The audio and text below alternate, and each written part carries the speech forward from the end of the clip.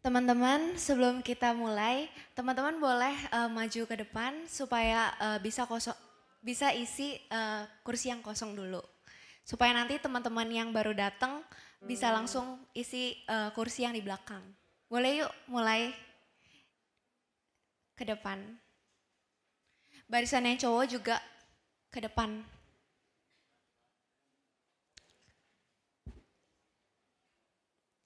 Bagi yang mau ke toilet, boleh ke toilet dulu selama 1 sampai 2 menit.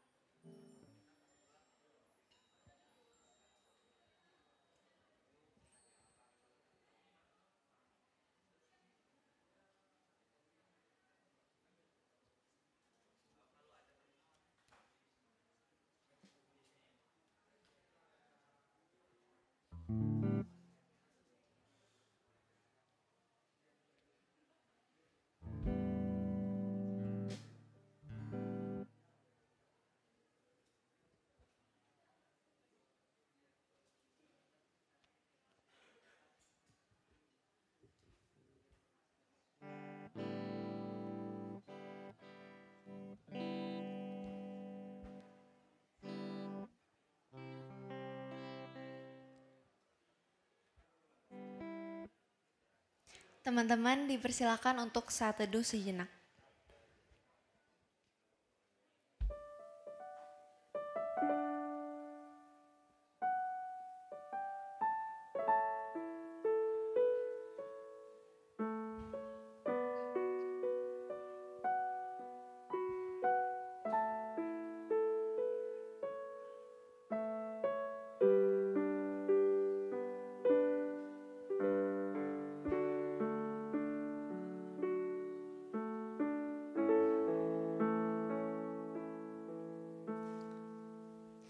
Saat teduh selesai. Selamat pagi remaja. Pagi. Kurang keras. Selamat pagi remaja. Pagi. Oke, sama aja. Oke, teman-teman aku mau tanya dulu nih. Aku mau basa-basi sedikit aja. Di pagi hari yang cerah ini, kira-kira mood kalian kayak gimana sih? Kalau kalian lagi happy, boleh dong kasih jempol kalian kayak gini. Tapi kalau kalian lagi biasa-biasa aja, boleh kasih jempol kalian kayak gini, setengah kayak gini. Gimana mood kalian? Kasih jempol kalian dong. Kayak gini. Oke, sebagian dari kalian banyak nih yang merasa happy, tapi ada juga yang ngerasa biasa-biasa aja. It's totally okay. Tapi mungkin teman-teman bertanya-tanya ya, kenapa aku nggak sebut gitu teman-teman yang sedih. Sesimpel karena aku harap hari ini teman-teman nggak ngerasa sedih gitu. Dengan kita berada di sini, semoga teman-teman bisa merasa bersyukur, bisa lebih bersemangat untuk menyambut kehadiran Tuhan. Mari teman-teman kita bangkit berdiri dan datang bawa pujian bersama memuji Tuhan sambil bertepuk tangan. Gloria.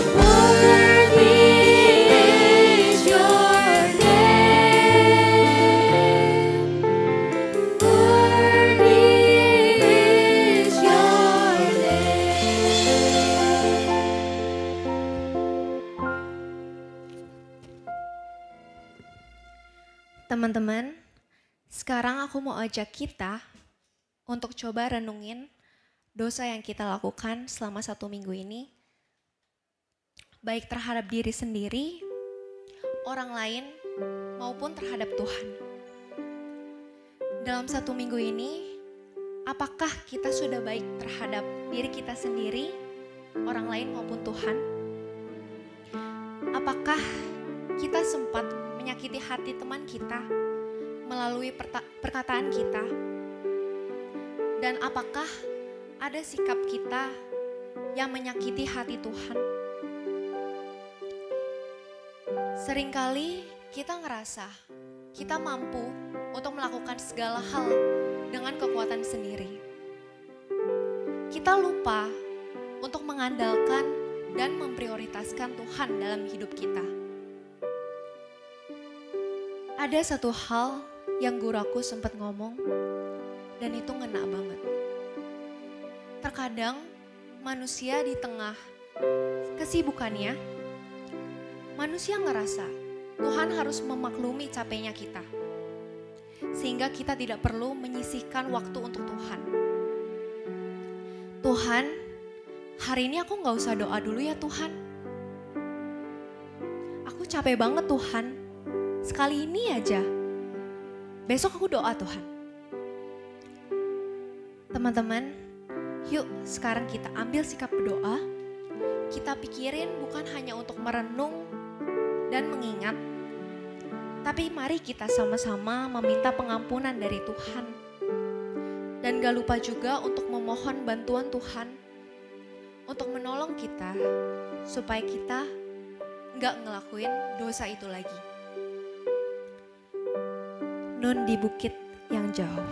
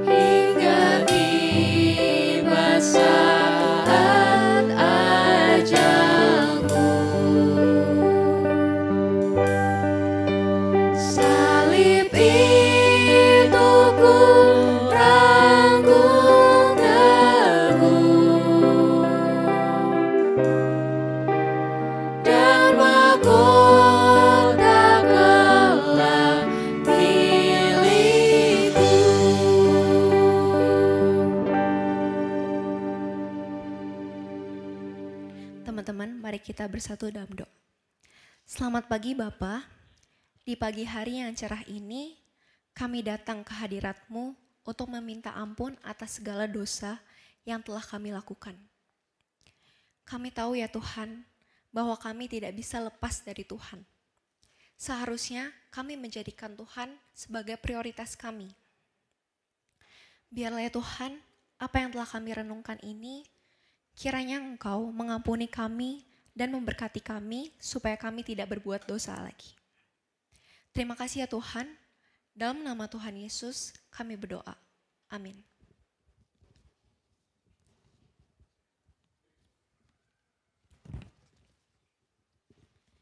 Teman-teman, mari bangkit berdiri.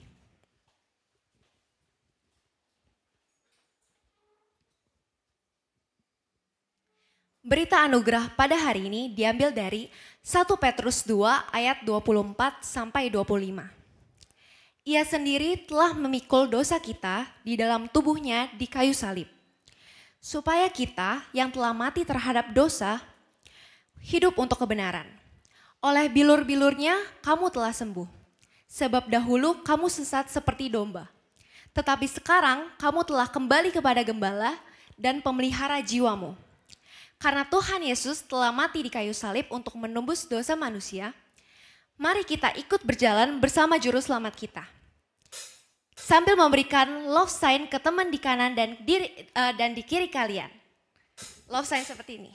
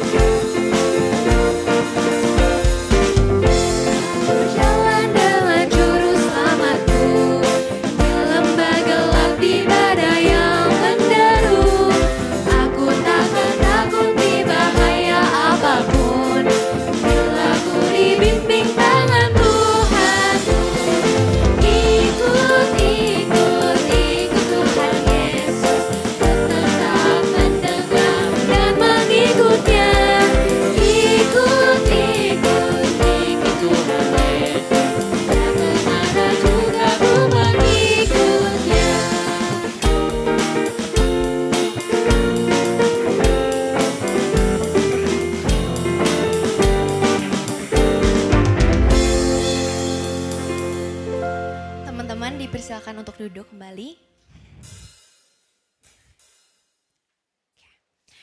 Tema ibadah kita hari ini apa teman-teman? Apa?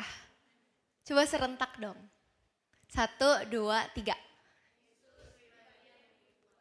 Betul sekali. Tema kita hari ini adalah Yesus pribadi yang dinubuatkan. Kalau kita ngomongin tentang Yesus Kristus, itu pembahasannya sangat luas ya. Mungkin sebagian dari teman-teman belum ada kebayangan gitu apa yang bakal kita bahas hari ini. Tapi sebelum kita masuk ke sesi firman Tuhan, teman-teman pernah gak sih berada di satu titik di mana teman-teman ngeluh ke Tuhan? Tuhan, kok hidup aku gini banget ya? Tuhan, kok aku ngelakuin segala hal kayaknya gagal terus nih Tuhan? Kayaknya hidup aku penuh kegagalan Tuhan.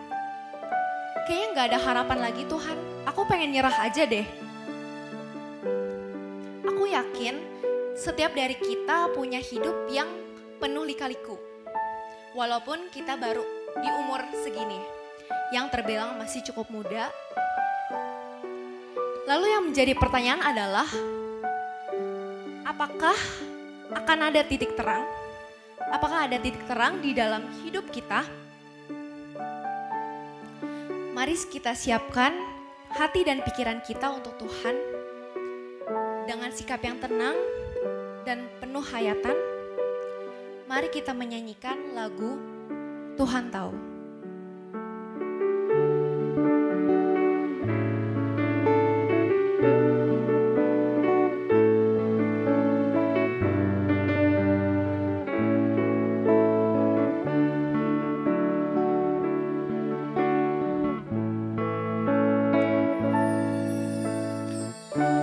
Perhatikanlah bunga bakung di ladang, Tuhan hiasi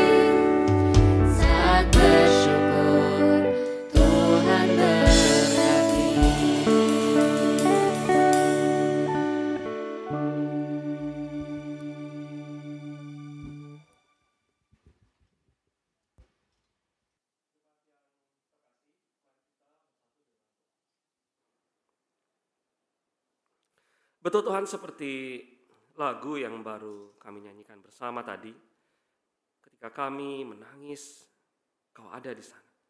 Ketika kami merasa sendirian, walaupun kami mungkin tidak bisa merasakan Engkau, tapi kami tahu bahwa Engkau tetap bersama dengan kami.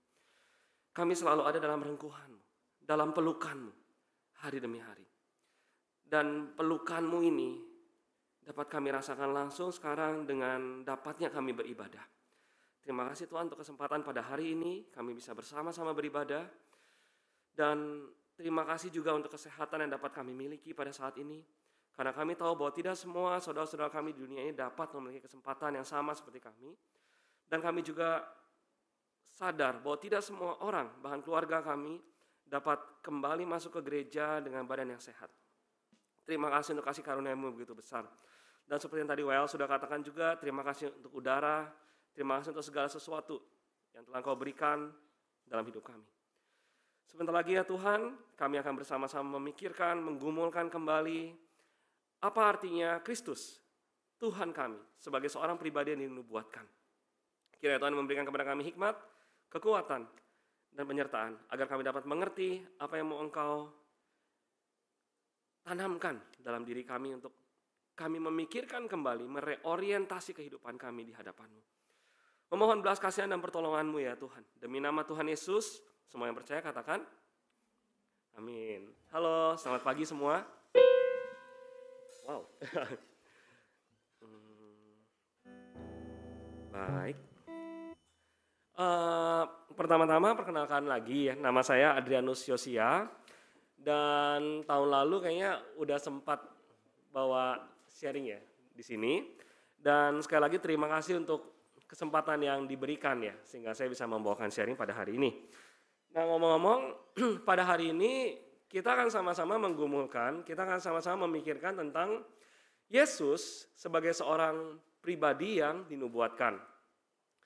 Nah teks yang diberikan kepada saya mungkin udah sering kita dengar ya, yaitu kan sadar nggak setiap tahun itu menjelang Natal biasanya ada beberapa teks-teks terpilih yang selalu diulang-ulang. Sadar nggak? Salah satunya adalah Yesaya 9 ini. Sadar nggak? Sadar nggak? Sadar ya. Kalau misalnya kalian nggak sadar berarti kalian kurang survei kali gitu ya. Nggak bercanda. Nah tapi pertanyaannya tuh begini. Setiap tahun mungkin kita sering mendengar teks ini misalnya.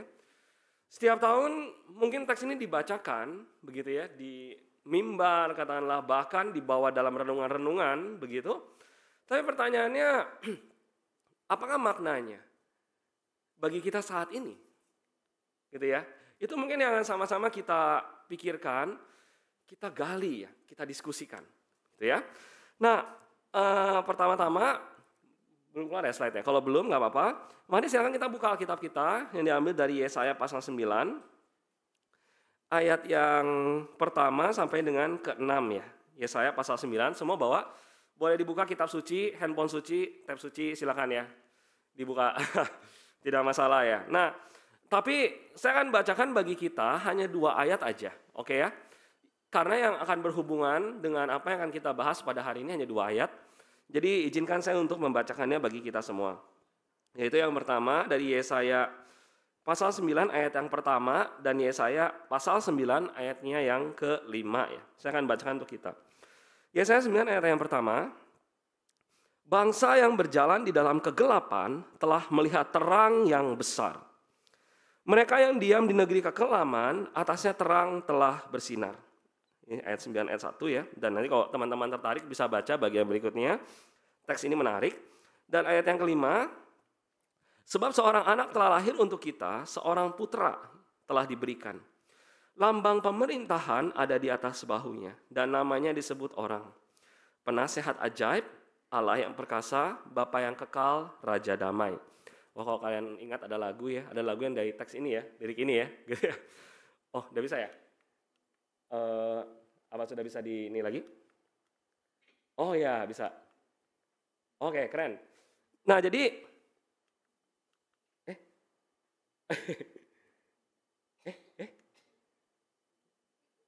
sebentar ya, ini masalah teknis, saya coba-coba dulu ya. Oke, keren, bisa. Terima kasih, keren ya. Nah, Saya sampai kaget ya tadi, kok bisa jalan sendiri ya? Oh gitu ya, ternyata ada di tangan saya saudara-saudara. Jadi ini akan sama-sama kita pikirkan, jadi kita akan memikirkan 5 topik lah ya. Cuman 5 topik ini singkat-singkat ya, berhubungan satu dengan yang lainnya. Dan seperti yang tadi baru kita baca, ini akan menjadi landasan dari perenungan kita atau diskusi kita pada saat ini. Nah teman-teman, bicara tentang nubuatan, kita sedang berbicara tentang satu kejadian, katakanlah, atau satu perihal yang melintasi ruang dan waktu. Begitu ya. Jadi tentu kita pernah mendengar ya, kalau kalian googling lah, maksudnya gitu ya, Lia Eden misalnya, sorry saya sebut nama begitu ya. Tapi ada beberapa orang yang mengklaim dirinya nabi dan menubuatkan kejadian-kejadian tertentu ya. Misalnya akhir zaman, misalnya begitu kan. Dan nubuatan itu hanya bisa terbukti ketika memang itu terjadi dalam sejarah. Begitu ya. Dan hal yang menarik bagi saya, bicara tentang Yesaya pasal 9 ayat 1 sampai 3, ternyata ini pun bisa dilihat dalam kacamata nubuatan ya. Nah tapi sekarang saya pengen, ya maksud saya gini ya, kadang-kadang kalau cuma bahas nubuatan ya tergenapi di Kristus, ya oke lah, tapi nggak seru ya rasanya begitu kan. Nah saya pengen menggali sekarang begini paradigmanya. Kita akan melihat begitu ya, bahwa Yesaya ini ternyata bisa dilihat dari 3 konteks ya. Nah gitu ya. Nah konteks yang pertama itu adalah konteks dekat dari teks itu sendiri, nanti saya jelaskan. Lalu konteks yang kedua adalah Yesus itu sendiri ya. Oke ya, bahwa dinubuatkan di sana. Dan yang terakhir, nah bagian terakhir ini bagi saya yang lebih penting. Yaitu setelah kita tahu nubuatan itu, misalnya katakanlah, apakah relevansinya dalam kehidupan kita sekarang? Gitu ya.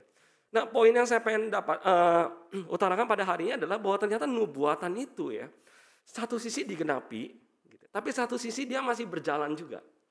Begitu ya. Nah, dalam arti apa? Nah, kita akan sama-sama lihat begitu ya. Nah, yang pertama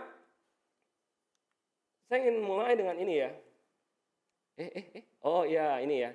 Jadi yang saya pengen bilang adalah 3 konteks tapi satu itu ya, satu pesan, oke? Nah, yang pertama gini. Mari kita melihat 2 konteks yang awal ya. Jadi, teman-teman, bisa nebak nggak kira-kira kapan kitab Yesaya ini ditulis? Ada yang bisa nebak? Ada yang bisa nebak? Sebut angka. Berapa ribu tahun lalu? Atau berapa puluh ribu tahun lalu? Atau berapa juta tahun lalu? Wah gitu ya. Evolusi. Kira-kira berapa lama? Bisa nebak? Ya, yang manapun angkanya, Anda dan saya, gue, lu pasti belum lahir ya. Pasti gitu ya. Atau bahkan nyokap bokap lu pasti belum lahir juga gitu ya. Tapi lama sekali ya.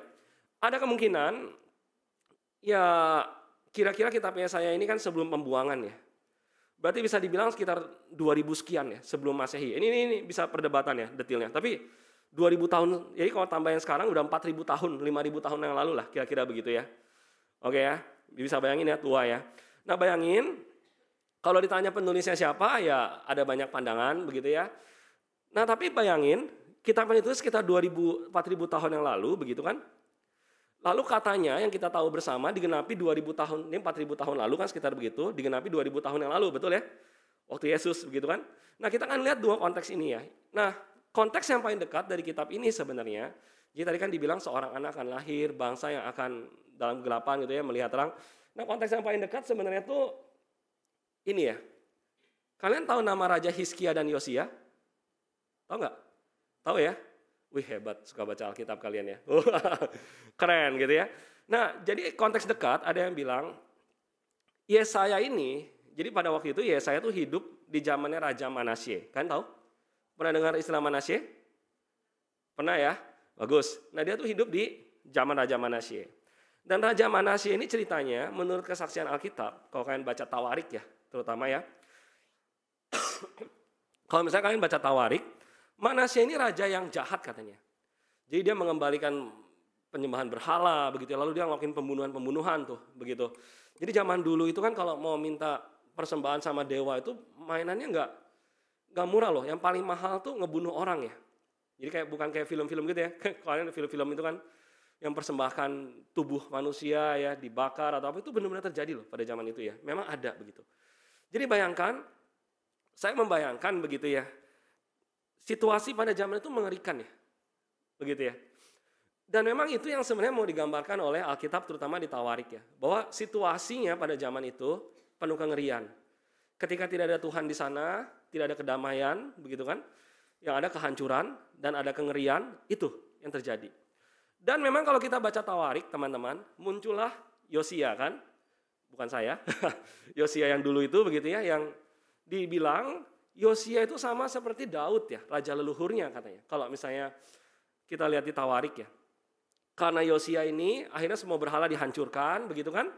Dan akhirnya kerajaan Israel itu setidaknya dalam momen itu sebelum mereka dibuang ya ke Babel, kembali ke momen awalnya ya. Begitu ya. Ini agak teknis ya, bagian ini agak teknis, saya ngerti, tapi coba kita mengerti ya. Nah, poin yang saya pengen coba bawa sekarang dalam konteks yang paling dekat dari kitab ini ditulis, ternyata ada kekacauan, gitu ya, ada kekacauan, tapi ada orang yang Tuhan pakai untuk memulihkan itu. Oke? Ya tentu banyak komentator juga, para penafsir yang bilang Yosia tuh sebenarnya nggak berhasil amat. Setelah dia berhasil katakanlah menghancurkan itu ya, mengembalikan situasinya, kan mati juga ya. Ya ini bisa dibilang bodoh atau enggak, bisa tergantung tafsir kalau kalian baca ya. Tapi intinya dia nggak ngikutin apa yang peringatan Tuhan, matilah begitu kan. Hidupnya singkat gitu kan. Orang baik hidupnya singkat. Orang yang bercanda jangan jadi orang baik katanya. Bukan itu ya poinnya ya. Jadi singkat hidupnya, reformasinya nggak berjalan lama lah, bisa dibilang begitu. Ini konteks yang pertama, jadi kekacauan, begitu kan? Dan banyak penafsir yang bilang, salah satu nubuatan, begitu ya, jadi ngomong Yesaya tuh mati digergaji konon, katanya begitu. Jadi kalau kalian baca kitab Ibrani, itu kan di bagian akhir ada tokoh-tokoh iman ya, kan dibilang di bagian terakhir itu ada yang mati digergaji. Nah konon, Yesaya itu mati digergaji sama Manasye. Jadi bayangin dia nulis nubuatan ini, begitu kan? Lalu berapa tahun sesudahnya ada Yosia. Nah, banyak yang bilang nubuatan ini berlaku ke sini nih. Begitu ya. Nah, tapi yang menarik kalau misalnya kita membaca Alkitab, setelah Yosia keadaan tetap kacau ya, betul ya? Nah, berarti apakah ada sesuatu yang lain nih?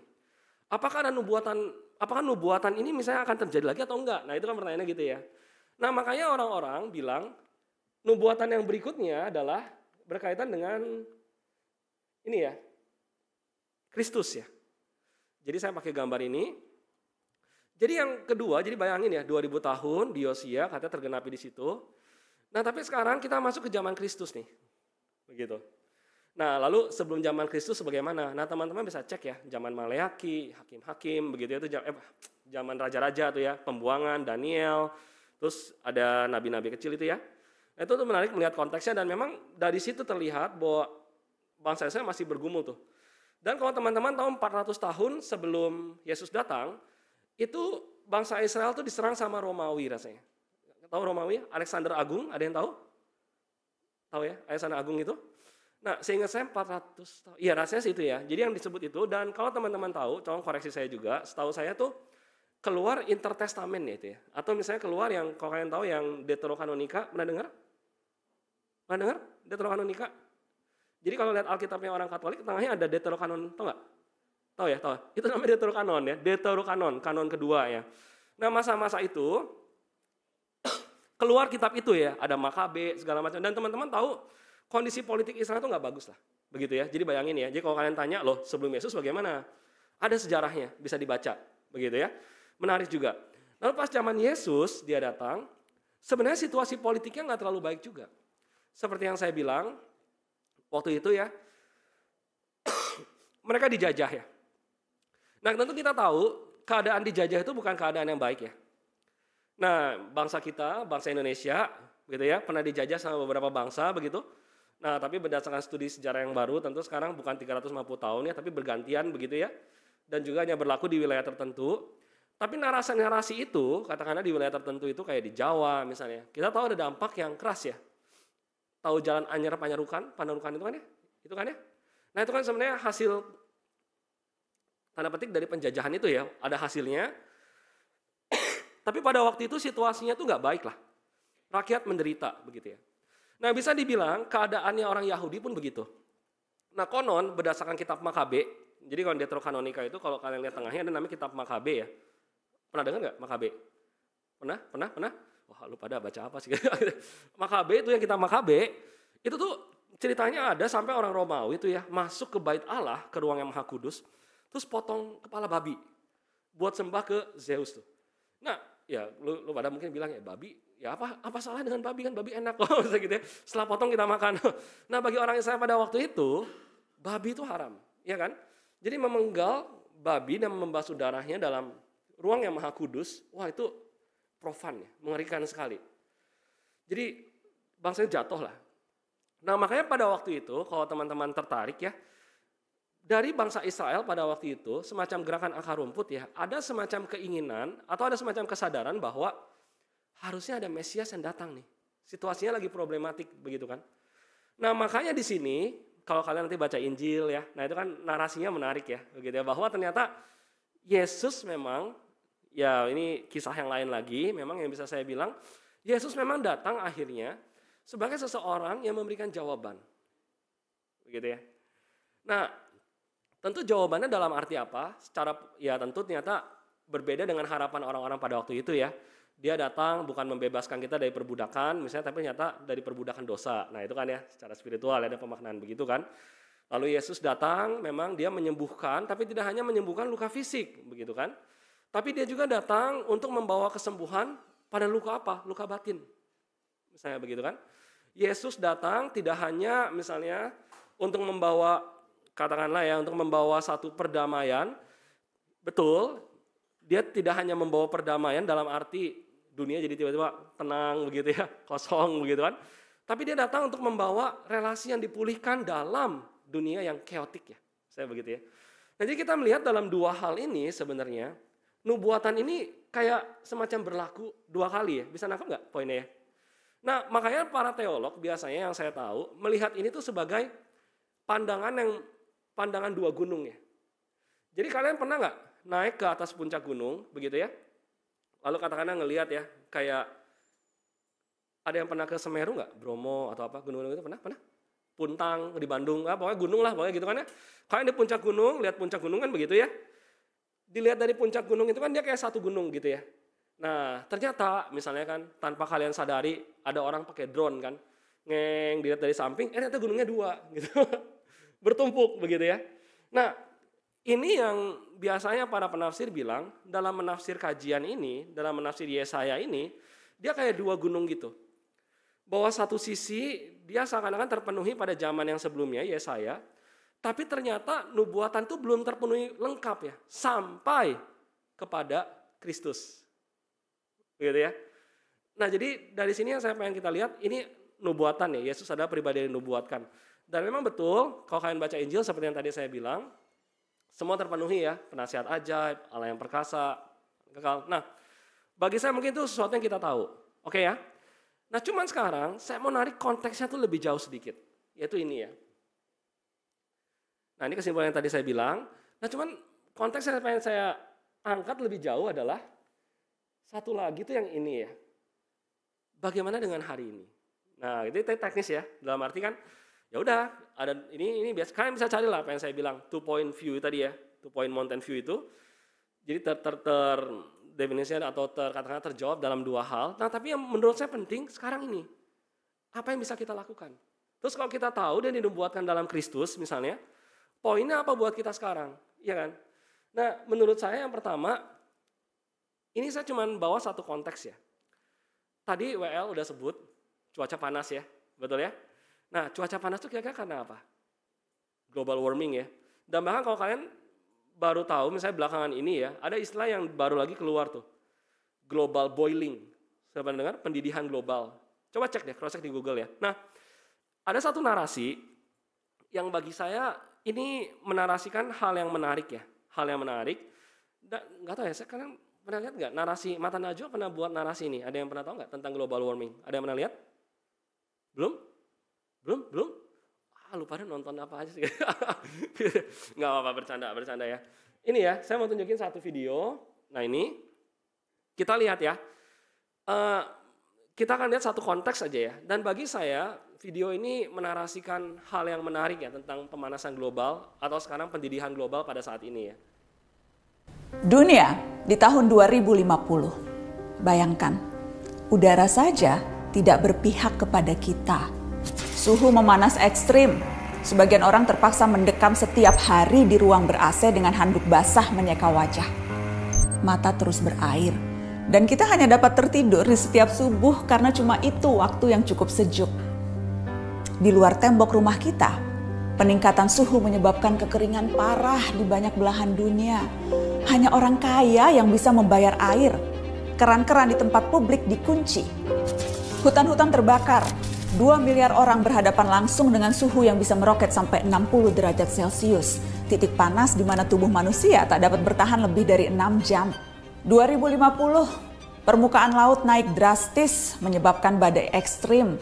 Kota-kota pesisir tersapu pasang dan banjir menewaskan ribuan dan menggusur jutaan orang. Beberapa kota terpadat di dunia tenggelam termasuk Alexandria, Kairo, Mumbai, Shanghai, Bangkok, dan tentu saja Jakarta. Orang-orang harus mengungsi ke tempat yang lebih tinggi. Setiap hari kita akan melihat foto rombongan keluarga mengarungi banjir. Yang agak beruntung bisa tetap tinggal di rumah dengan air hingga mata kaki. Seperti Jakarta di tiap musim banjir, tapi ini di seluruh dunia. 2050, pandemi bukan hanya varian COVID.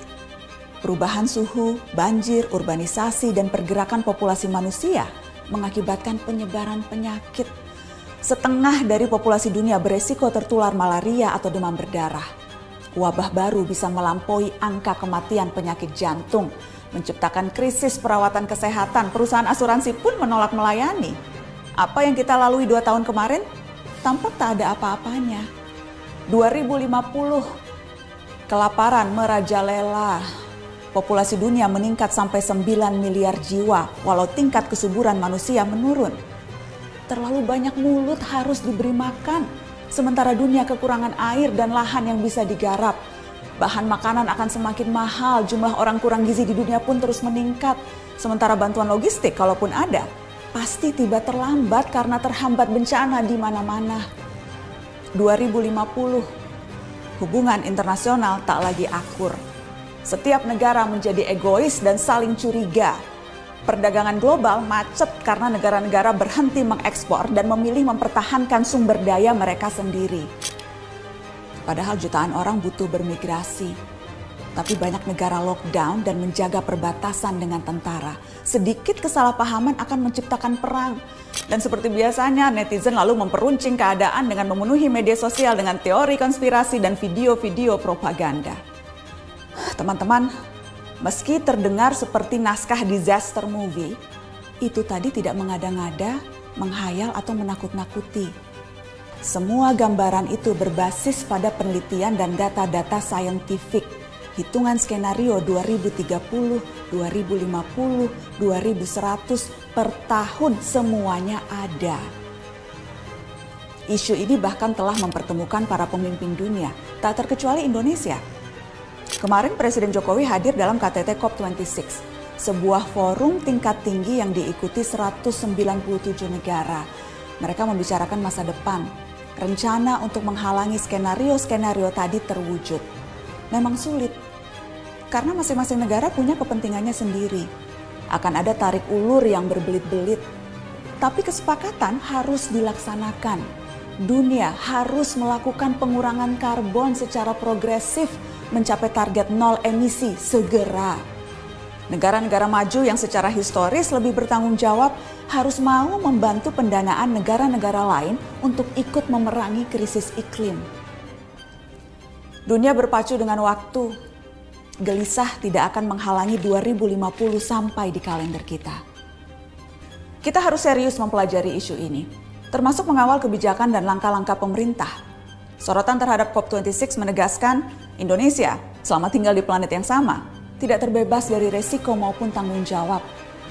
Ada yang bisa kita lakukan sebagai individu, tentu saja itu perlu. Bisa tolong di next. Namun rangkaian kebijakan negara yang berdampak.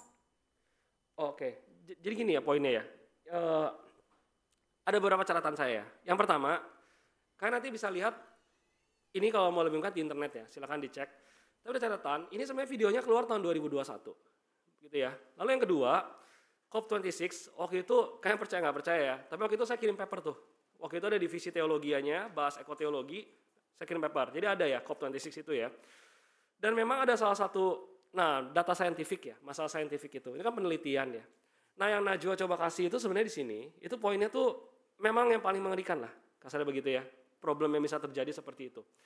Tapi dampak yang secara nggak langsung kita rasakan sekarang tuh itu ya, lebih panas, betul ya. Kalian juga mendengar mungkin di Jakarta bahkan kalau kalian kalau kalian senang lihat ini ya, CNA Insider segala macam ya, ada yang wilayah mulai tenggelam tuh. Makanya orang mulai berpikir buat bikin barikade tuh di yang pantai utara begitu ya. Itu tuh isu-isu lain lah. Tapi poinnya, isu ini real. Begitu ya. Suka atau nggak suka, senang atau nggak senang, kita mulai hidup dalam situasi seperti ini. Nah, saya ada kawan dari Stanford ya, kami pernah diskusi dalam satu ngobrol-ngobrol begitu.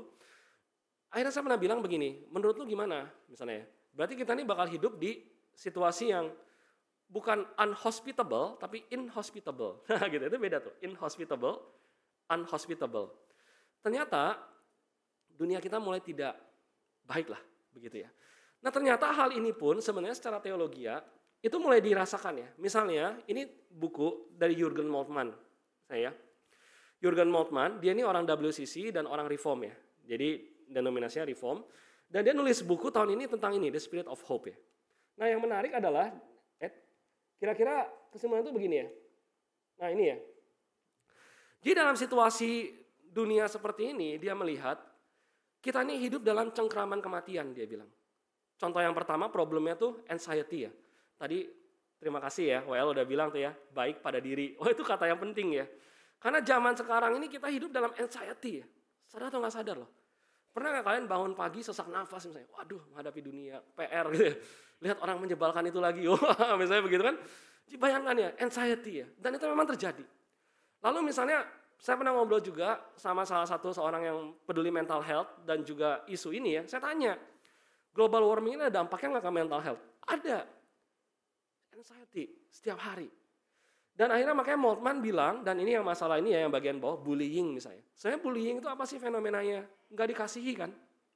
Dia pernah nggak dikasihi, dibully sama orang, akhirnya membuli lain. Tentu ini kompleks ya, yang teman-teman yang psikologi mungkin bisa bahas lebih jauh. Tapi problem, kita sekarang digenggam kematian. Masih hidup ya orangnya ngomong-ngomong ya, ini ya.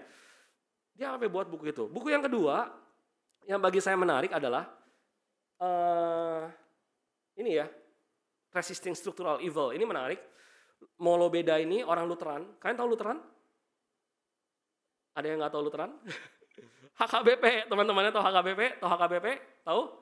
Ya, dia Lutheran begitu ya. Jadi basisnya di Luther tuh ya, larinya Nommensen gitu kan sampai ke sini ya. Lupa ada baca apa sih? Ini ya Lutheran ya, dia seorang Lutheran. Dan yang menarik dia juga membahas hal yang sama. Dalam artinya sekarang bayangkan ya.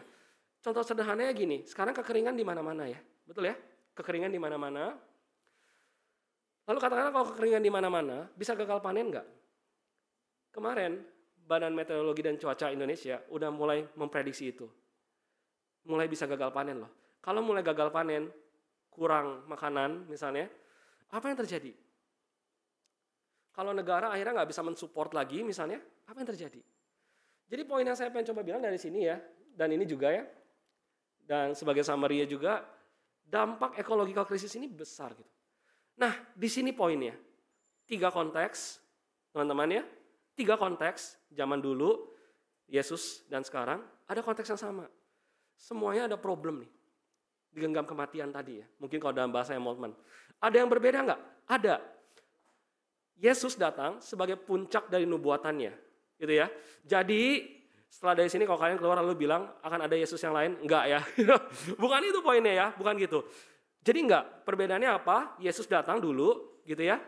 Dan dia datang sebagai penggenapannya memang pas 2000 tahun lalu itu. Nah tapi ada persamaan konteksnya antara konteks yang dulu, zaman Yosia dan yang sekarang. Yaitu apa? Umat Allah dipanggil untuk memberikan dampak dan memikirkan apa yang harus dilakukan. Yosia waktu itu secara pemerintahan ya tentu ya, dia membereskan banyak hal tuh. Nah sekarang pertanyaannya, dalam zaman kita, apa yang dapat kita lakukan? Tentu konteks sosialnya banyak ya. Ini cuma satu konteks yang saya angkat. Ada kemiskinan, segala macam. Cuma dalam konteks global warming aja, apa yang bisa kita lakukan? Nah ini refleksi yang saya pengen kita sama-sama pikirkan. Karena itu yang pertama, nah ini ya. Kalau Moltmann akhirnya dalam bukunya, dia bilang bagaimana cara melawan agama kematian ini? Kita harus memberikan agama kehidupan. Wah gitu kontranya ya, memberikan agama kehidupan. Jadi kalau misalnya ternyata orang dunia ini kebanyakan memberikan anxiety, apakah kehadiran kita itu bisa membawa damai nggak? Misalnya begitu kan. loving itu ya, melawan ecological crisis. Molo beda itu bilang apa sebenarnya? Kita harus lawan structural evil ini begitu. Bagaimana cara melawannya gitu kan. Nah, abstrak ya. Ini abstrak. Tapi menurut saya, kita bisa mendapatkan sesuatu yang lebih konkret dari ayat yang tadi kita baca. Oke ya. Mari kita lihat. Tada. Nah, dalam ayat yang tadi kita baca, dikatakan ada 3 hal ya. Jadi ayat ini ya, di Yesaya 9 ayat 5 itu 5 dia bilang, yang bagi saya menarik adalah ada penasihat ajaib, Allah yang perkasa, Raja damai, Bapa yang kekal. Saya pikir kita tidak bisa jadi itu ya, gitu ya. Tapi 3 hal ini bagi saya bisa memberikan gambaran ya, apa yang bisa kita lakukan. Yang pertama, penasihat ajaib. Kalau memang zaman ini adalah zaman yang penuh dengan anxiety, ketakutan, kengerian. Bisa nggak kita menjadi kayak counselor ya, tanda petik. Tentu kalau teman-teman ketemu kasus bunuh diri atau apa, jangan tangani ya, langsung rujuk ya ke counselor ya, tentu ya. Ini penting ya, karena itu mungkin perlu penanganan khusus ya menurut saya. Cuman minimal menurut saya, mungkin nggak kita bisa menjadi wonderful counselor dalam arti menjadi teman mendengar teman kita. Pernah nggak dicurhatin teman misalnya? Bukan dicurhatin gebetan ya, itu beda ya. Dicurhatin teman misalnya. Misalnya kan, mau nggak kita menjadi pendengar? Kalau memang zaman ini zaman anxiety, zaman penuh ketakutan, bisa nggak kita memberikan ruang safe space ya bagi orang lain? Mungkin nggak? Misalnya. Atau misalnya tentu, ini kompleks ya masalah curhat ya. Misalnya ada orang dewasa yang curhat masalahnya sama kita misalnya.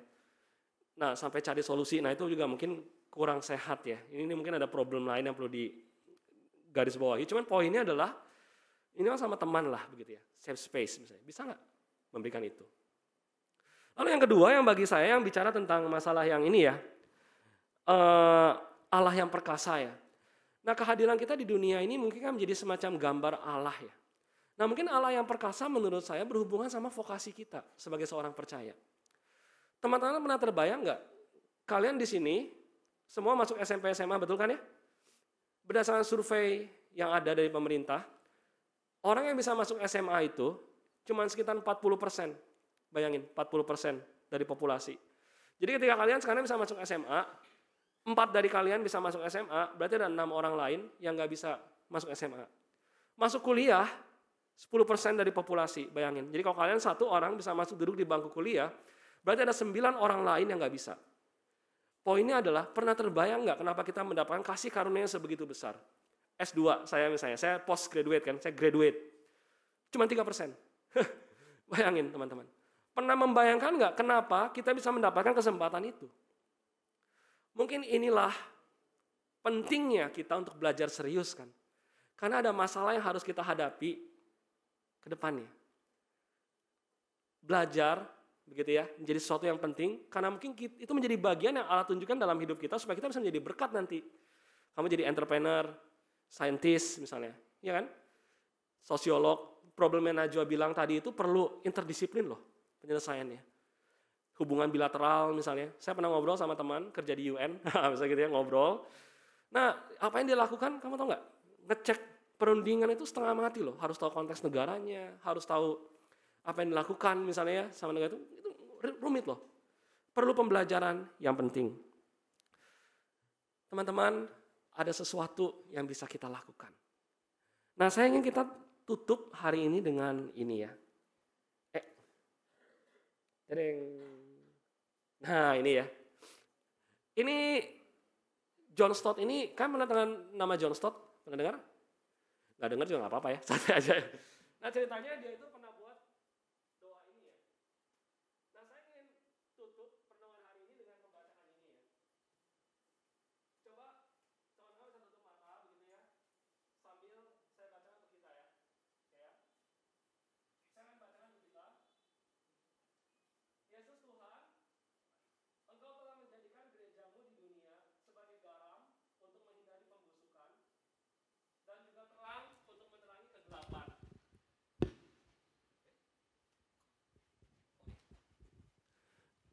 Dan juga untuk menerangi kegelapan. Maafkan kegagalan kami ketika kami tidak berhasil menjadi komunitas yang baru yang Engkau inginkan, dan perbaharui kami dengan Roh Kudus-Mu. Berikan kami di dalam dunia yang penuh dengan keterasingan, umatmu dapat memberikan rekonsiliasi. Di dalam dunia yang penuh keterasingan, kita dapat memberikan rekonsiliasi. Di dalam dunia yang penuh dengan opresi, kami dapat menyatakan kebenaran. Dan di dalam dunia yang penuh dengan kompetisi dan keserakahan, kami dapat memberikan kemerdekaan dari pelayanan yang altruis, yaitu sifat yang tidak mencintai diri sendiri. Bantu kami untuk membawa persahabatan kepada orang-orang yang kesepian, mendukung orang-orang yang lemah, membawa kelepasan kepada budak dari hasrat dan ketakutan, dan kepada orang-orang yang tertolak, kami dapat membawa kasih Allah yang begitu besar. Untuk bangsa yang berjalan dalam kegelapan akan melihat orang yang terang yang besar, bahkan dirimu sendiri, Tuhan Yesus, sang cahaya dari dunia yang kelam ini bagi namamu. Dan teman-teman, kiranya ini bisa menjadi doa kita ya, bahwa kita dipanggil untuk menjadi terang bagi bangsa-bangsa. Bangsa ini telah berjalan dalam kegelapan, dan kiranya mereka dapat melihat terang yang besar lewat kehadiran kita di tengah-tengah dunia. Dan itu artinya bagi saya mengerti bahwa Yesus yang menjadi jawaban ya dari nubuatan Allah, itulah artinya menghidupi itu. Mari kita bersatu dalam doa. Ya Tuhan, kami memohon belas kasihan dan pertolongan-Mu, berikan kami hikmat, berikan kami kekuatan, berikan kami penyertaan. Terpujilah Tuhan, demi nama Tuhan Yesus kami berdoa. Amin.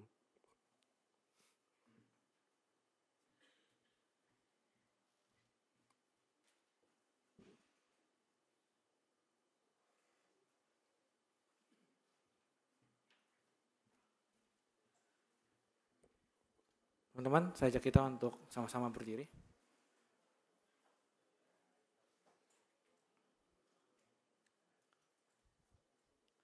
Mari bersama dengan gereja pada masa lalu, masa kini dan masa yang akan datang, mari kita ikrarkan pengakuan iman rasuli dengan berkata, aku percaya kepada Allah, Bapa yang Maha Kuasa, langit dan bumi, dan kepada Yesus Kristus, anaknya yang tunggal Tuhan kita, yang dikandung dari Roh Kudus, menaik darah Maria, yang menderita sengsara di bawah pemerintahan Pontius Pilatus, disalibkan, mati dan dikuburkan, turun dari kerajaan maut.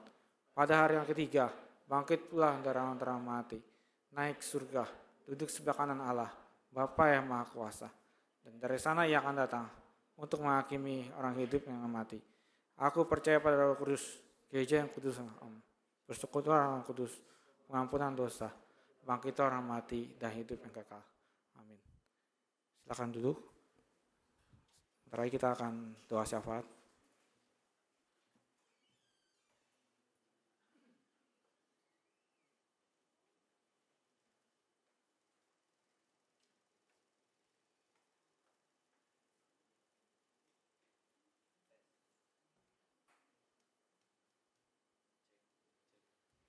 Tes, oke. Saudari Minggu semua.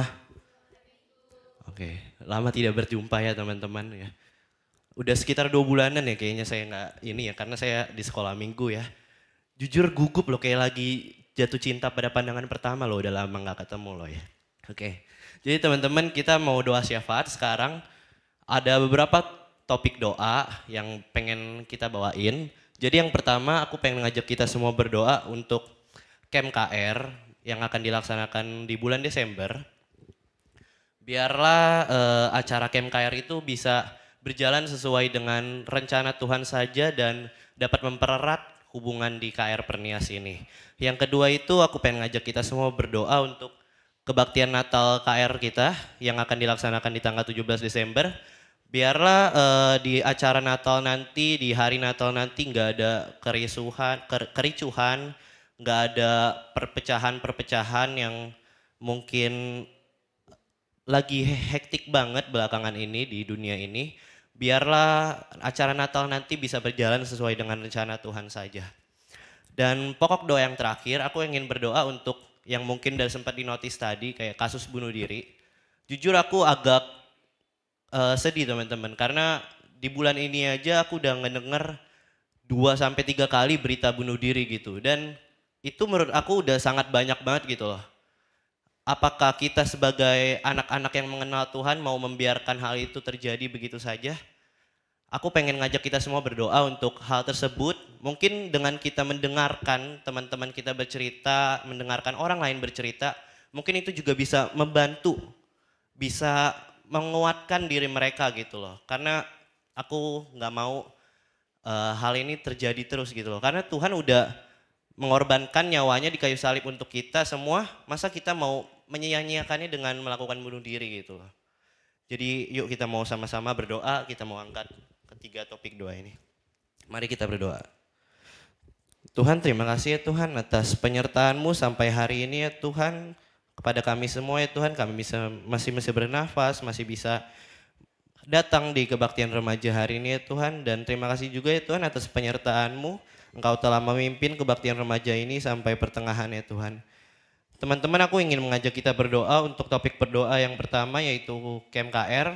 Biarlah Engkau yang pimpin Camp, biarlah Tuhan saja yang pimpin Camp KR. Biarlah Camp KR ini dapat menguatkan, dapat mempererat hubungan di komisi remaja ini. Mari kita angkat topik doa ini.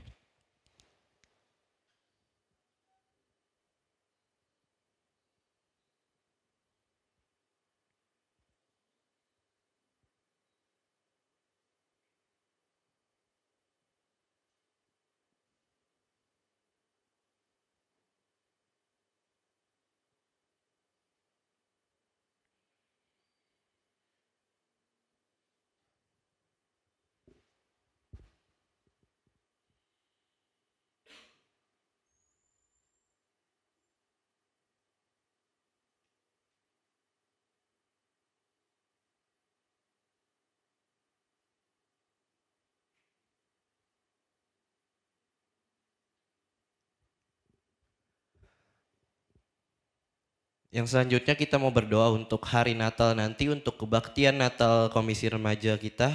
Biarlah nantinya kita dapat menjalani kebaktian Natal kita yang sebaik mungkin. Dan biarlah pada hari Natal nanti, biar Tuhan yang pimpin saja, tidak ada kericuhan atau hal-hal apapun yang tidak diinginkan yang terjadi. Mari kita angkat topik doa ini.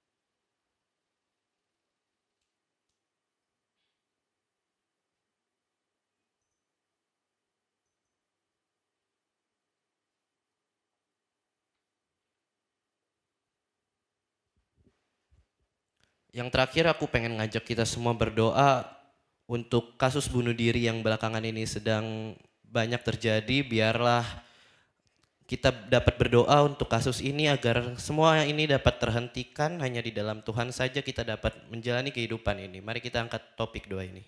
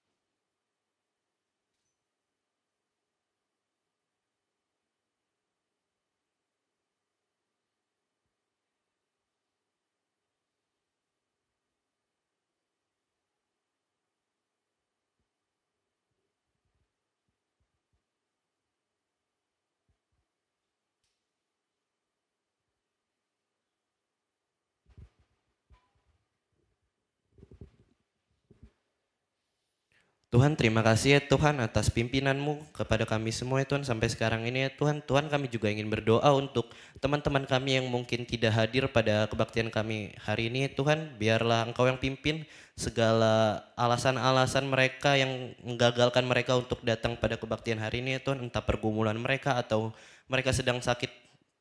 Ya Tuhan biarlah Engkau yang sembuhkan segala sakit penyakitnya ya Tuhan. Hanya di dalam nama Tuhan Yesus Kristus kami berdoa. Amin.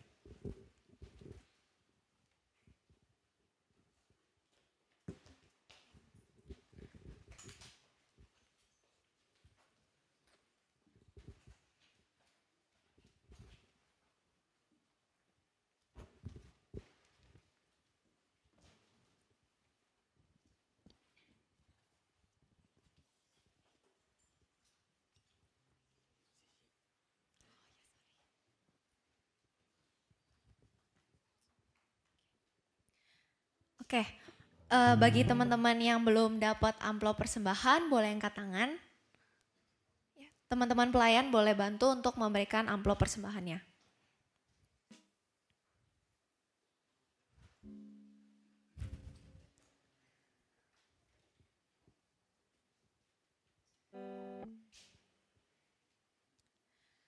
Ayat persembahan kita hari ini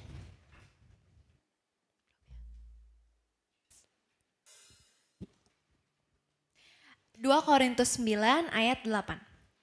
Dan Allah sanggup melimpahkan segala kasih karunia kepada kamu, supaya kamu senantiasa berkecukupan di dalam segala sesuatu, dan malah berkelimpahan di dalam pelbagai kebajikan. Mari kita memberikan persembahan kita sambil menyanyikan lagu Apalah Arti Ibadahmu.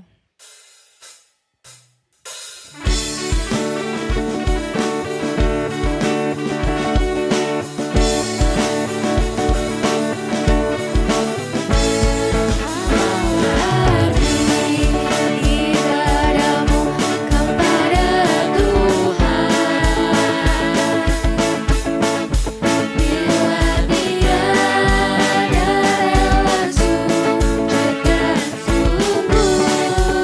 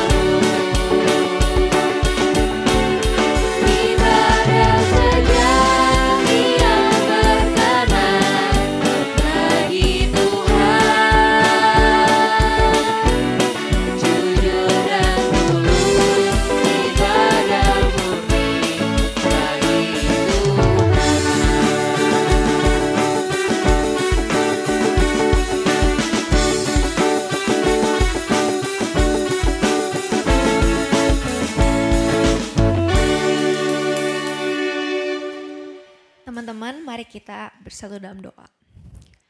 Tuhan, terima kasih ya Tuhan atas firman yang telah dibawakan oleh saudara Adrianus Yosia mengenai Yesus pribadi yang dinubuatkan.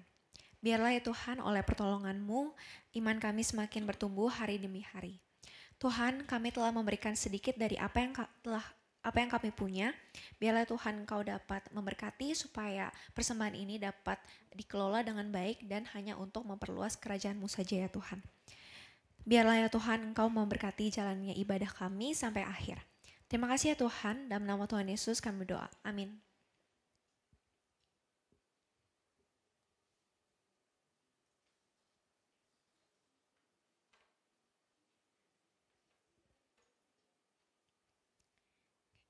Teman-teman dipersilakan untuk duduk.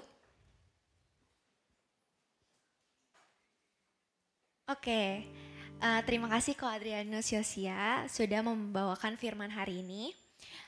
Hari ini kita ada banyak hal yang bisa kita pelajarin dan kita renungin gitu. Memang di tengah dunia yang penuh dosa ini, kita banyak sekali dipertemukan dengan pergumulan-pergumulan. Baik pergumulan diri sendiri ataupun pergumulan di sekitar kita gitu. Yang membuat kita seringkali merasa pengen nyerah. Seakan-akan semuanya hopeless, gak ada harapan lagi. Namun ternyata kita punya titik terang loh.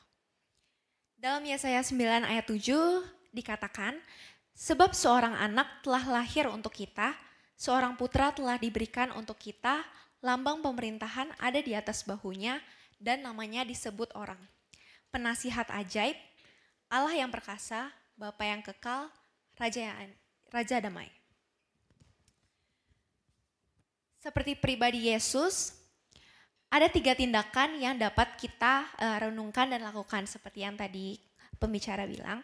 3 tindakan tersebut adalah yang pertama, kita bisa menjadi penasehat yang ajaib. Kita bisa menjadi tempat di mana teman-teman kita mau curhat gitu. Sekedar mendengar aja itu bisa membantu teman-teman kita bisa ngerasa lebih lega gitu. Supaya dia nggak pendam perasaannya gitu. Terus yang kedua, Raja damai. Kita bisa membawa damai bagi orang-orang di sekitar kita. Aku punya satu teman yang semua orang itu rata-rata suka gitu sama dia. Suka dalam artian suka untuk berteman sama dia. Jadi tiap kali ada dia bawaannya, kita kan pagi-pagi sekolah nih. Tapi pas ada dia kayaknya dia bisa membawa damai gitu, auranya ada gitu. Jadi bikin kita semangat untuk belajar, terus pengen juga ngomong sama dia, ngobrol supaya hati kita lebih tenang, lebih pengen sekolah gitu. Terus yang ketiga, Allah yang perkasa. Kita bisa juga menghidupi panggilan Allah dalam setiap profesi yang kita lakukan.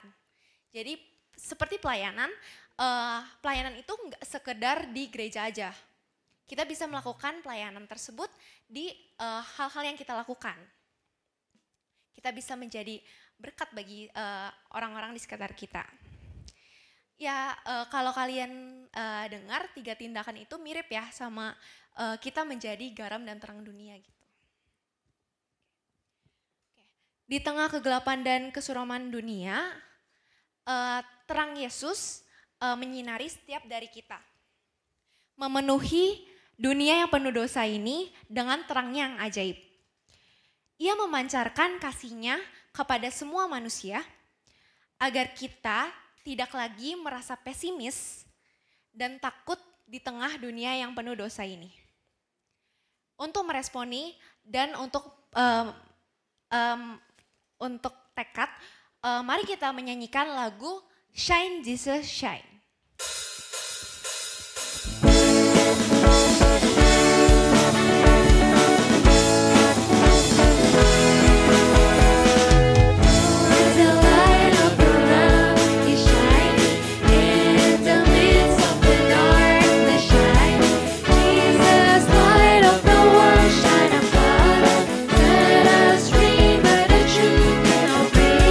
Shine on me.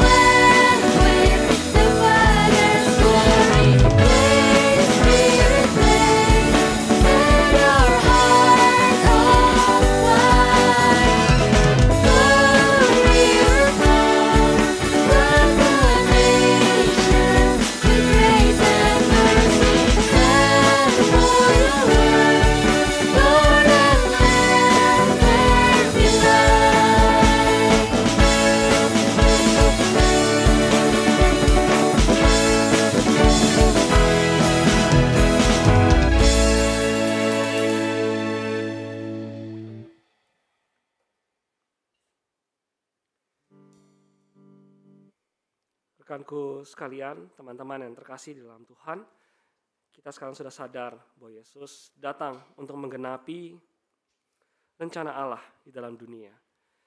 Dan dengan demikian panggilan kita adalah mengimitasi itu.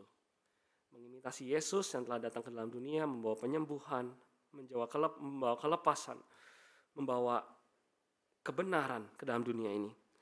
Dan kiranya Dia, Roh Kudus, yang memampukan kita untuk menjadi pewarta kebenaran itu, pembawa kelepasan, pembawa damai itu di tengah-tengah situasi kita, dimanapun kita berada. Terimalah berkat daripada Allah. Tuhan melindungi kita dan melindungi kita. Tuhan menyinari kita dengan wajah-Nya dan memberi kita kasih karunia. Tuhan menghadapkan wajah-Nya kepada kita dan memberi kepada kita damai sejahtera. Allah Tritunggal terus memeluk dan terus memampukan kita menjadi saksinya dimanapun kita berada. Amin.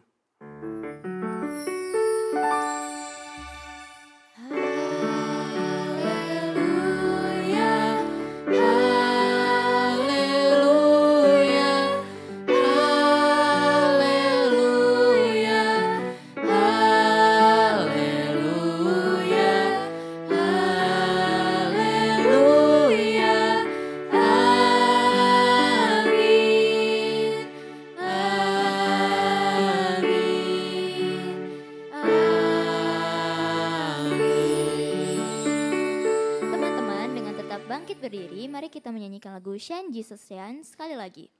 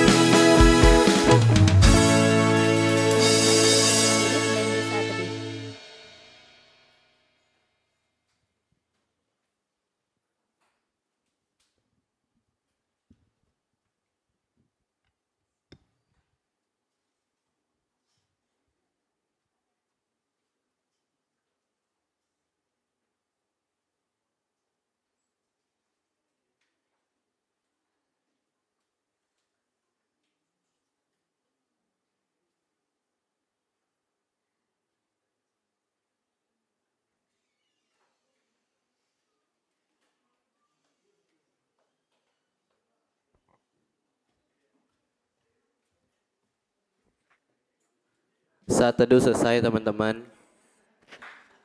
Selamat hari Minggu. Selamat hari Minggu. Pak ini kode. Nah gitu. Oke. Sekarang kita mau bacain warta lisan minggu ini teman-teman. Next. Oke, welcome to KR Pernias buat yang baru datang. Banyak wajah-wajah baru ya saya lihat di sini ya. Entah emang baru kali ya. Hari Minggu yang baru datang. Oke, lanjut. Oke, tanggal 26 November 2023 tema kita hari ini ada Yesus pribadi yang dinubuatkan yang dibawakan oleh Saudara Adrianus Yosia. Dan minggu depan di tanggal 3 Desember itu ada temanya unpredictable, tapi pembicaranya itu aku belum tahu siapa ya, jadi nggak ditulis ya. Oke, pelayan hari ini, pemimpin liturginya itu ada Kesha ya, yang sangat energik sekali hari ini. Berikan tepuk tangannya dulu dong. Oke. Pendamping pembicaranya ada Anius, baca wartanya ada saya sendiri, doa syafaatnya ada Stephen, PIC-nya ada Kenia, MC CG-nya nanti ada Yolanda dan Jolin. Absennya ada Albert A. Lanjut. Pianisnya ada Jolin, gitarisnya ada Carlos dan Grace, singernya ada Bella dan Marvel, dan drumnya itu ada Hansel. PJTD-nya ada Joan, asyirnya ada Jesslyn Olivia, Gracie Morangkir, Wilson, dan Philip. Pelayan Mulumet hari ini, soundnya itu ada Franz, slide-nya ada Rebecca, switchernya ada Daniel, dan kamera belakangnya itu ada Phoebe. Oke, pelayan pada minggu depan ya, perlu diperhatiin ya teman-teman. Pemimpin liturginya itu ada Jennifer dan Vanessa, pendamping pembicaranya ada Mitzi, baca wartanya ada Caroline, doa syafaatnya juga Caroline, PIC-nya ada Ciamel, MC CG-nya ada Hana, absennya ada Jennifer. Pelayan musik untuk minggu depan, pianisnya ada Cheryl, gitarisnya ada Odi, singernya ada Selena dan Immanuel, dan kajonnya itu ada Brandon. Oke, pelayan aktivis minggu depan, PJTD-nya ada Stefanesa, asyirnya ada Abel, Fanny, Johannes, dan Hugh Matthew. Pelayan Mulumet pada minggu depan itu soundnya ada Matthew, slide-nya ada Monique, switchernya ada Francisca, dan kamera belakangnya itu ada Cantika. Oke, ini ada apa nih teman-teman nih? Ada apa nih teman-teman? Nggak suportif banget nih sih teman-teman gue. Oke, ada Natal teman-teman, yeay. Hari tadi. Oke. Nah, ada Natal teman-teman. Temanya apa tuh? Truth in Ips of ya gitu dah. Artinya apa tuh Jolin? Ini tadi sih saya udah Google Translate ya teman-teman. Jadi artinya itu, kok lupa ya? Ya gitulah pokoknya nanti di searching sendiri ya teman-teman ya. Oke, pokoknya ada di tanggal 17 Desember di jam 1 teman-teman. Nah, kebaktiannya itu di mana? Biasa kan kita di sini nih kebaktiannya nih. Tapi untuk Natal itu tuh kita selalu khusus teman-teman, VIP di ruang atas teman-teman, lebih gede ya. Di ruang kebaktian umum. Ya, di ruang kebaktian umum. Pembicaranya itu ada... Iya boleh dilihat sendiri ya teman-teman pembicaranya ya. Jadi pokoknya jangan lupa datang ya di tanggal 17 Desember teman-teman di jam 1. Lanjut.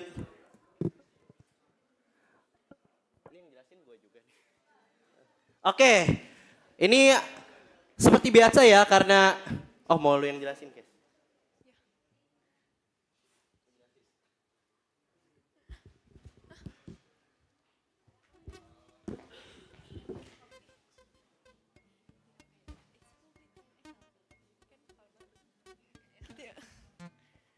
Tes, cek, oke. Tes, oke. Aman, oke. It's Publi time. Salah Jol. Salah. Harusnya kita publinya tuh tahun lalu kan, karena kita panitia publi. Kok tiba-tiba ada di tahun ini juga ya? Tapi karena hari ini kita bantuin publi. Betul. Nah, jadi dalam rangka Natal KR tahun ini, kita bakal ada program berbagi bersama nih teman-teman. Jadi bakal ada ngasih nasi kotak ya kok ya ke daerah-daerah Tambora. Betul. Nah, dalam rangka hal ini teman-teman bisa nih ngasih support lewat nomor rekeningnya. Ya, ke rekening yang ada di di layar mungkin kurang kelihatan tapi teman-teman boleh cek di IG KR karena itu udah di-upload. Kalian bisa baca dengan jelas dan di captionnya pun udah ditulis lengkap gitu. Bisa juga cek di grup KR ya teman-teman. Iya, cek di grup KR juga boleh. Oke, coba. Terus berbagi bersamanya itu kapan sih Jol? Nah itu di tanggal 9 Desember teman-teman diadainnya. Oke, 9 Desember. Yuk teman-teman kita sama-sama ikut berkontribusi dalam acara ini. biar nanti tanggal 9 Desember itu teman-teman bisa membagikan nasi kotak kepada teman-teman yang membutuhkan juga ya di luar sana. Ya betul. Oh, oke. Oke, boleh next aja. Next slide. Wih. Oke, nah Kes, apa sih ini tuh homecoming tuh apa tuh? Homecoming itu camp KR. Jadi camp itu kan biasanya camp remaja ya. Tapi kali biasanya ini camp ada remaja. camp KR gitu. Persekutuan Komisi Remaja ya? Iya betul, Persekutuan Komisi Remaja. Nah itu bakal diadain tanggal 21 Desember sampai 23 Desember. Jadi 3 hari 2 malam di Pondok Kepilih Resort. tuh. Siapa yang udah daftar di sini? Angkat Udah daftar belum tangan. guys? Kayak udah lumayan, tapi masih kurang ya Kes? Iya, masih banyak yang belum daftar nih. Yuk teman-teman yang udah jadi jemaat setia boleh banget ikut Camp KR ini. Karena kita bakal punya memories yang gak bisa terlupakan gitu dan gak bisa diulang. Terus PKR ini tuh nggak tiap tahun ya Betul, Kes ya? bener. Ini karena lagi apa ya, lagi untung aja nih. Jadi tahun ini bisa diadain Camp KR gitu. Ya, Jadi teman- tunggu apa lagi ya kan? Iya, langsung aja tuh udah ada barcode-nya di situ, langsung aja kalian tinggal scan. Iya, langsung keluarin HP kalian, scan QR code yang ada di sini. Terus kalau kalian mau tanya-tanya bisa juga ya tanya lewat IG KR Pernias ataupun lewat contact Nomor WA person yang ya, ada di nomor situ. WA gitu. Ya benar. Terus kalau misalnya aku nggak dibolehin buat ikut karena nggak dibolehin orang tua gimana Jol? Nah itu nggak apa-apa teman-teman bisa nanti bilang ke conference atau ke news, nanti dibantu minta izin ya Bantu, teman-teman ya. ya. Yang penting kalian punya niatnya gitu. Tenang, kalau udah ada niat, semua pasti terrealisasikan sama kita. Gitu. Ya kan? Oke, boleh next slide Next. lagi? Yeay, apa nih? Tunggu Oh, dulu. bukan. Apa nih di tengah? Di tengah. Oh, Ya, bentar ya. Oke, jadi kita bakal ada KR Fellowship lagi nih teman-teman di hari Kamis tanggal 30 November jam 6 sore di ruangan ini. ruangan di ruang KR. ini.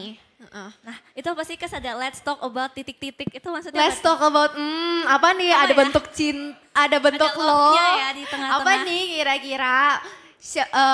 Apa ya? Penasaran Apa banget kita gak mau sih? gosip atau apa? Gak mungkin sih, gak mungkin gosip Iya, iya. guys. Ya Daripada pokoknya. teman-teman penasaran apa sih let's talk about titik-titik bisa datang aja nih di tanggal 30 November jam 6 Ya, sore ya teman-teman. betul. Yuk kita ramein KR Fellowship ini. 30 tanggal 30 November karena pasti seru banget, banyak hal kegiatan-kegiatan menarik gitu ya kok.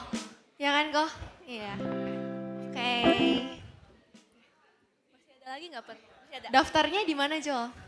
Kok daftar? Maksudnya ikutnya gimana Jol? Di grup Kan- KR. Iya Biasanya harus ada dilisin kan list, namanya. betul. Oke. Udah ya? Oke. Next, boleh? Boleh di play di tengah. Apa tuh? Videonya mau diputar. Oh nih.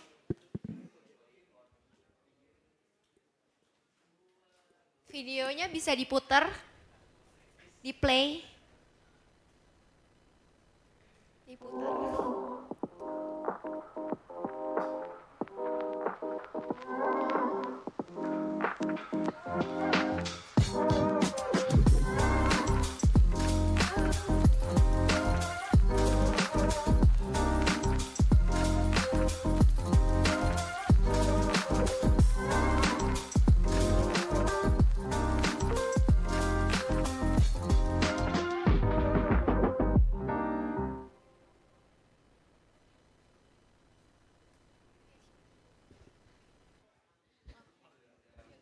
Oke, ya. Jadi dari Remaja GKI Kayu Putih mau mengadakan worship night. Jadi tanggal berapa tadi? 16 Desember. Jadi teman-teman kalau mau hadir silakan hadir. Udah gitu doang, thank you. Boleh dirayu-rayu ya. Oke, jadi gitu ya. Oke. Nah, kan kita udah selesai publinya. Mm-mm. Nah, sebelumnya kan ini udah akhir bulan ya guys. Oh, Biasanya iya, akhir bulan tuh benar-benar. bakal ada apa sih? Bakal ada apa ya? Bakal Ada ada, apa tuh teman-teman? apa? Apa nih Ada Hana? yang tahu nggak? Apa Hana? Ulang tahun. Ulang tahun. Yeay.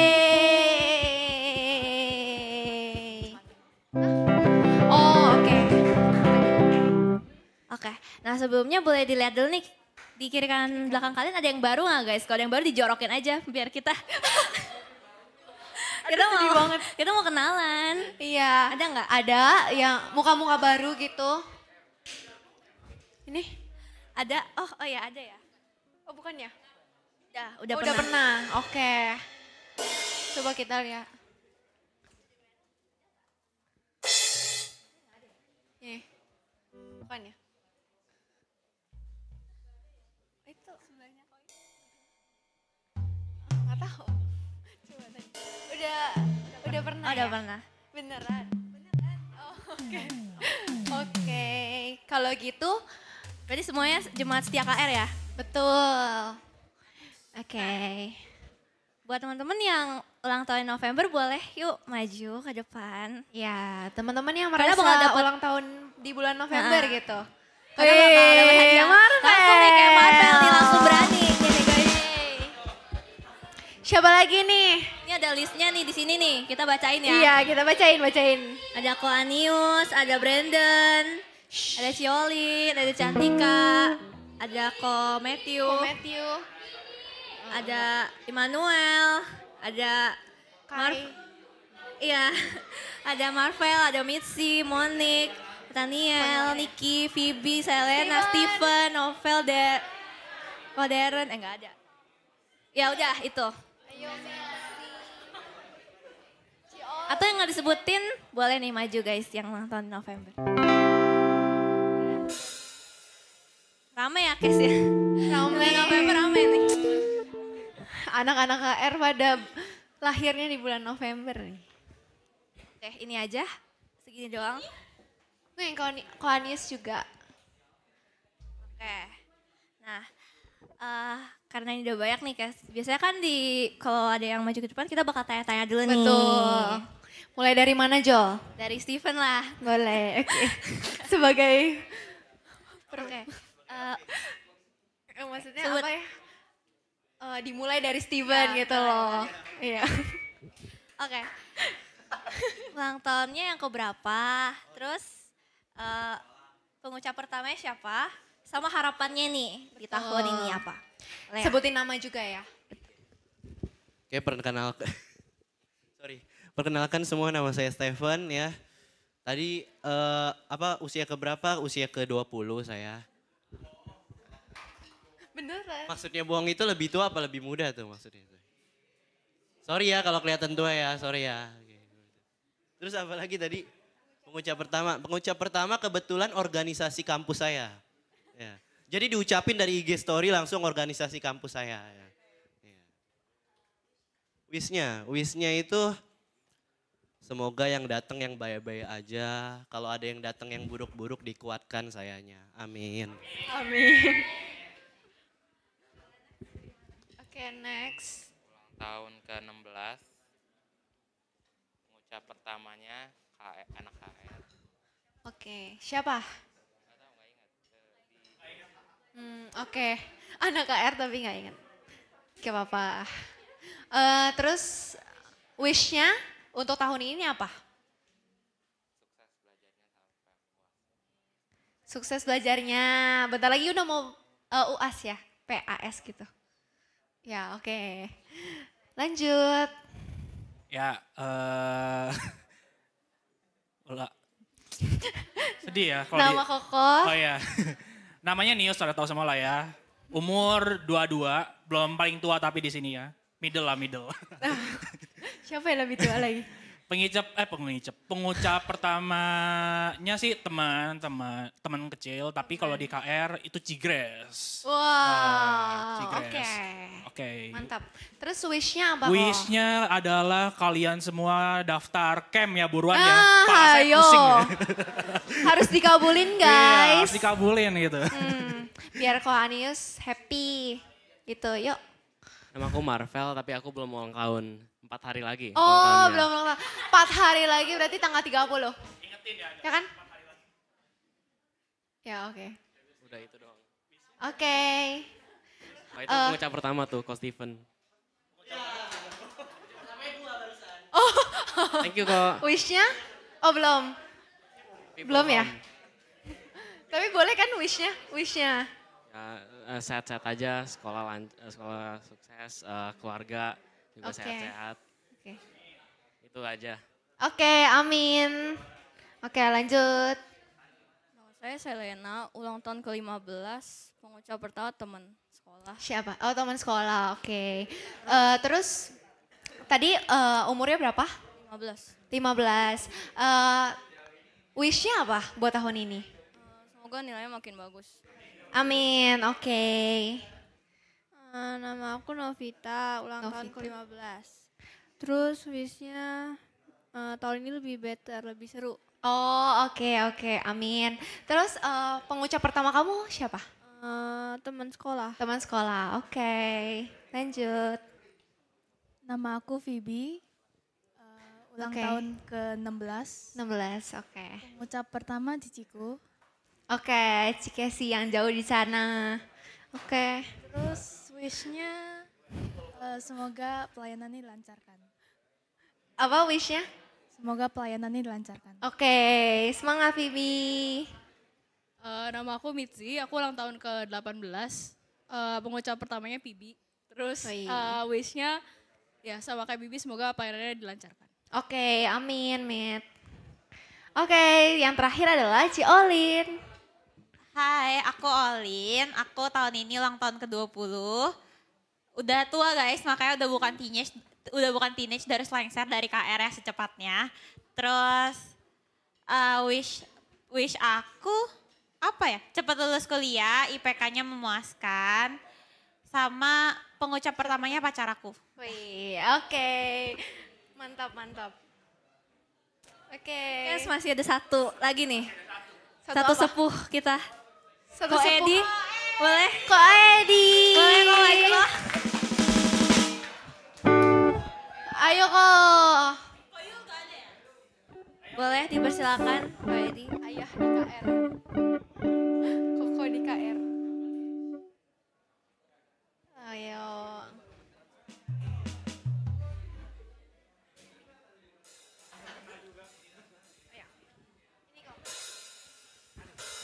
Saya juga kena ya. Iya kok. Ulang tahun keberapa, wish-nya sama Aduh, ucap. saya udah tua lah pokoknya. Ya betul lah. Ya, wish-nya ya pokoknya semua yang baik-baik lah ya. Ditambahkan semua hal yang baik gitu. Terus apa lagi? Ucap pertama ya anak-anak kalau nggak salah nih. Iya. Terus udah. Udah, oke. Sekarang kita bakal nyanyi. Oke. Nyanyi lagu happy apa? Selamat ulang tahun. Selamat ulang tahun tapi versi KR ya. Oke. Boleh? Musik. Kita nyanyi bareng-bareng ya teman-teman ya. Ayo guys.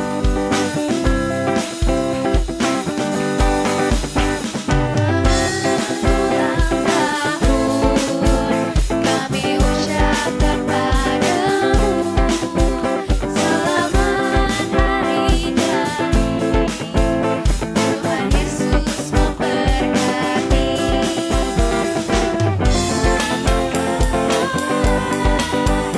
Agar kau tetap setia pada Yesus Kristus Tuhan dan Raja.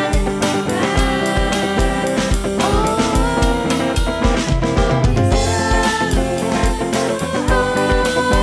Tuhan kan pimpinlah kamu, padamu kawan, selamat ulang tahun.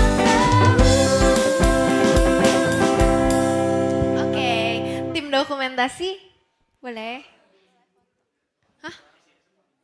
Iya sih. Ya, Hana, tolong. Gak apa-apa, Hana aja. Kau Hana aja. Kita dempetan yuk.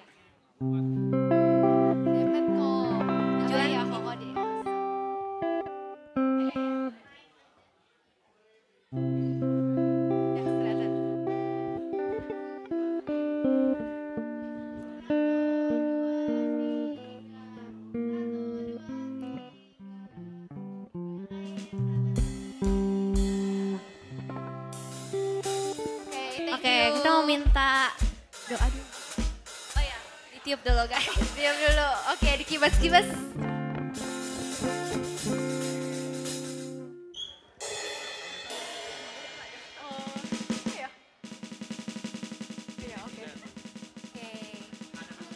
Oke. Oke, kita mau minta tolong. Kita mau minta tolong Ci Devina. Ada Ci Devina? Minta tolong untuk doa untuk teman-teman kita yang lagi berulang tahun.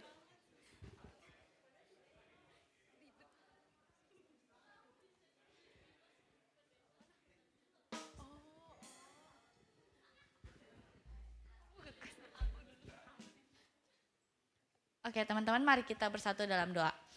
Selamat pagi Tuhan, terima kasih ya Tuhan sekali lagi Kau memberikan 1 tahun kepada teman-teman kami yang berulang tahun di November ini ya Tuhan. Kepada mereka yang mungkin berdoa untuk sekolahnya, pekerjaannya, kuliahnya dan sebagainya ya Tuhan, kesehatannya dan juga keluarganya, pelayanannya juga ya Tuhan. Berkatilah apa yang sudah mereka capai, apa yang sudah mereka usahakan untuk 1 tahun kebelakangan dan juga 1 tahun ke depan nanti ya Tuhan. Terima kasih Tuhan untuk berkat-Mu pada teman-teman kami yang berulang tahun hari bulan ini ya Tuhan. Dalam Yesus kami berdoa dan mengucap syukur, haleluya, amin.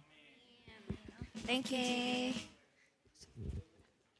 Oh ya, bagian hadiah ya. Boleh dibagikan hadiahnya.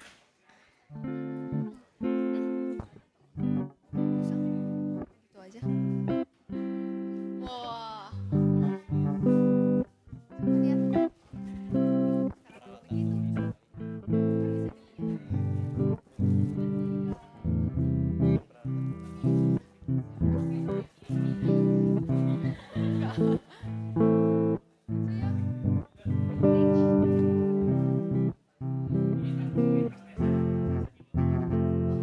Semuanya udah dapet ya. Oke.